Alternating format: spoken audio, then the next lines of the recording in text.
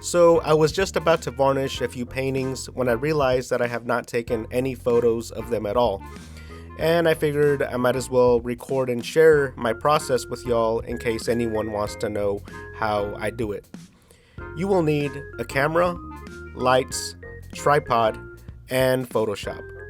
And these are like the 4 essentials, starting with the lights.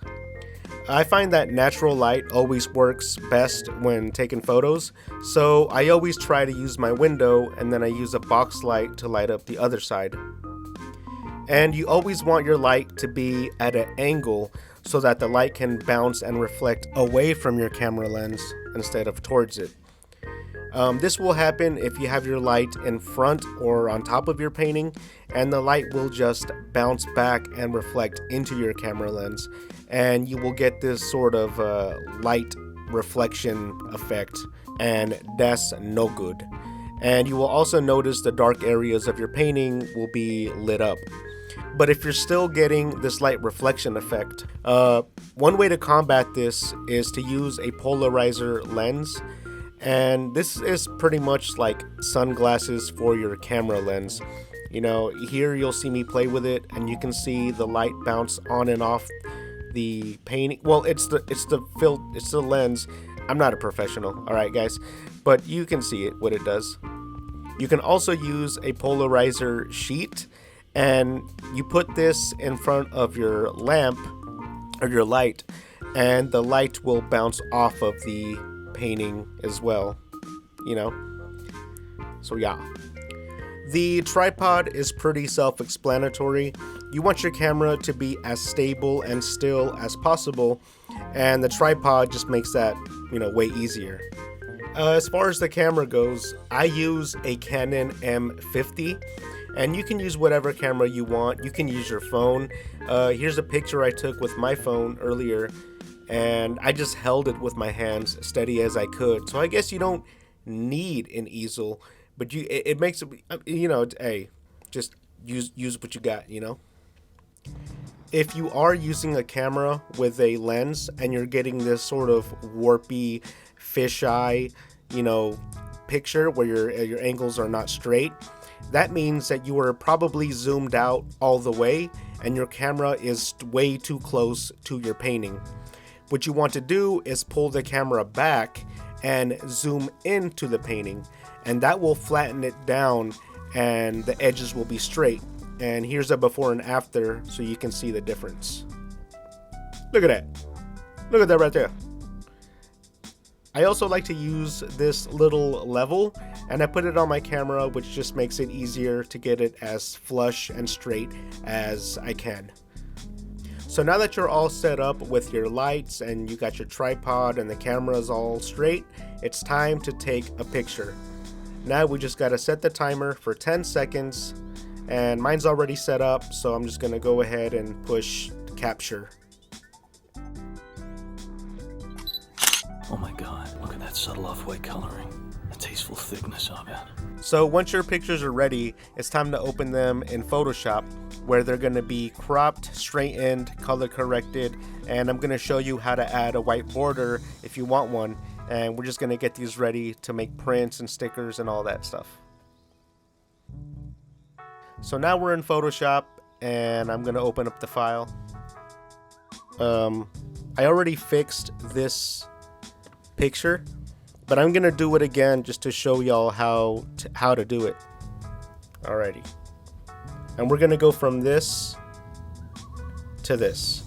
Alrighty, so first what you're gonna do is you're gonna go up here to this crop tool, and whatever the dimensions are for your canvas, that's what you're gonna put up here. Like if your canvas is 8 by 10, you would put 8 by 10. If it's, mine's 12 by 12, so I'm putting 12 by 12. And you're gonna crop it. You don't want to crop it all the way to the edge like this right here. You don't want to go all the way to the edge of your painting. You want to do it to where there's still a little bit of that backdrop in the, you know, the background. And I'll tell you why here in a minute. But yeah, so just get as close as you can where you can still see behind the painting, around the painting, you know. and then crop it, that check mark. Now what you're gonna do is you're gonna go up to edit and go to perspective warp. And what you're gonna do is you're gonna go to a corner, and I always go to this top corner and click and drag to the opposite corner like that. And what you're gonna do is you're gonna take this, you're gonna drag these corners to the corners of your canvas like that.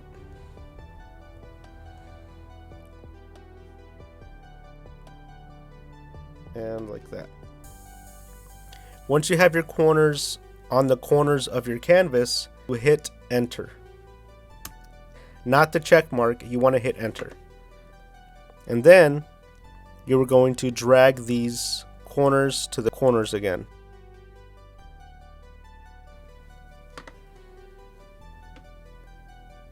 And that's the reason why you want some of this outer edge to show, because if you cropped it, the image to the edge of this painting, you wouldn't be able to select the very corner of your canvas.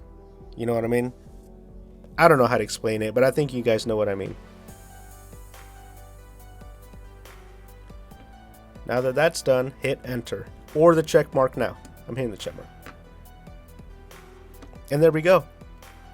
That is as straight and flat as I can get a painting. The next thing we're going to do is, and this is what's really cool about Photoshop, and I don't know any other softwares that can do this. Go to image, mode, CMYK color.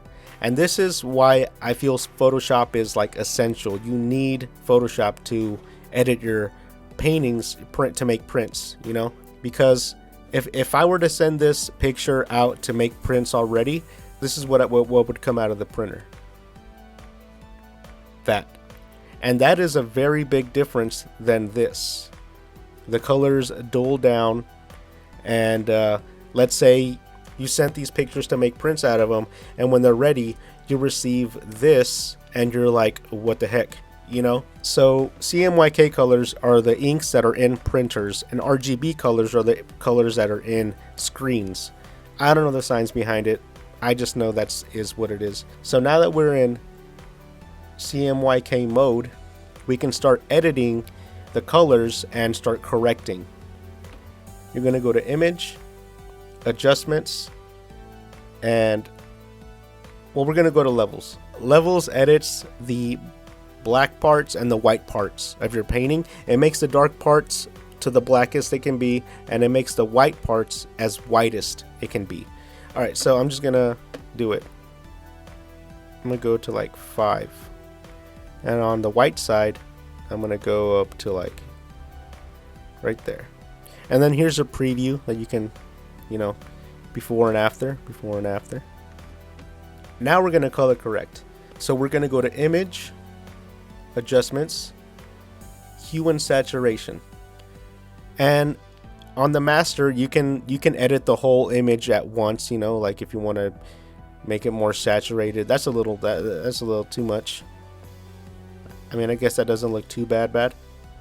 I mean, that's almost the same as what I got, but for argument's sake or whatever, for just to show you all examples, let's say the whole painting looks good, but you want to edit the yellows. In this case, SpongeBob. I want to edit just SpongeBob's yellow color.